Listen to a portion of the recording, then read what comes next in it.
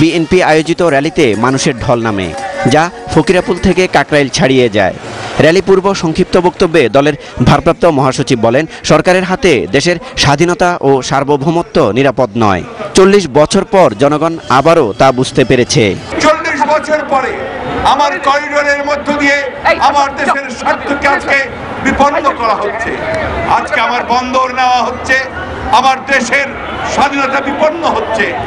90 দিনের আলটিমেটামের কথা সরকারকে স্মরণ করিয়ে দিয়ে মির্জা ফখরুল বলেন, দাবি আদায়ে কঠোর আন্দোলনে যাবে 4 দলীয় জোট। যদি 90 দিনের মধ্যে না নেওয়া হয়, তাহলে এই দেশের জনগণ ঐক্যবদ্ধ হয়ে দেশ নেতৃত্বে দুর্বার আন্দোলন গড়ে তুলবে এবং সরকারকে বাধ্য করবে নির্দলীয় নিরপেক্ষ তত্ত্বাবধায়ক সরকারের।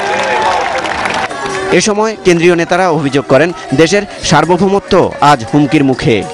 এই ব্যর্থ অযোগ্য সরকারের হাত থেকে দেশকে, জনগণকে রক্ষা করাই আজকে আমাদের উদ্দেশ্য। আমরা ঐক্যবদ্ধ এবং এই সরকারের পতনকে ত্বরান্বিত করার জন্য আজকে দেশবাসী ঐক্যবদ্ধ রয়েছে দেশনেত্রী বেগম খালেদা জিয়ার নেতৃত্বে।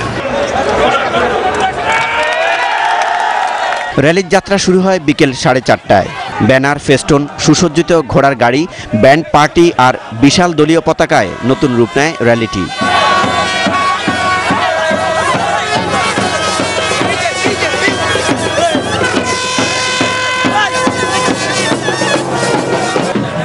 বীর সেনাদের স্মরণে প্রতীকী যুদ্ধও করে দলের কর্মীরা।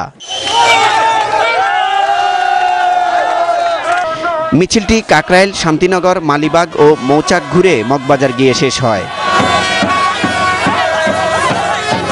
মহান স্বাধীনতা দিবসের 41 বছর পূর্তি উপলক্ষে স্বাধীনতা ও জাতীয় দিবসের এই র্যালিতে বিএনপি ও এর অঙ্গ সংগঠনের নেতাকর্মীদের অংশগ্রহণই জানান দেয় আগামী নির্বাচনে নিজেদের বিজয় সুনিশ্চিত করতে এবং নির্দলীয় নিরপেক্ষ তত্ত্বাবধায়ক সরকার ব্যবস্থা পুনর্বহালের দাবিতে এখন থেকেই রাজপথে অবস্থান করবে তারা।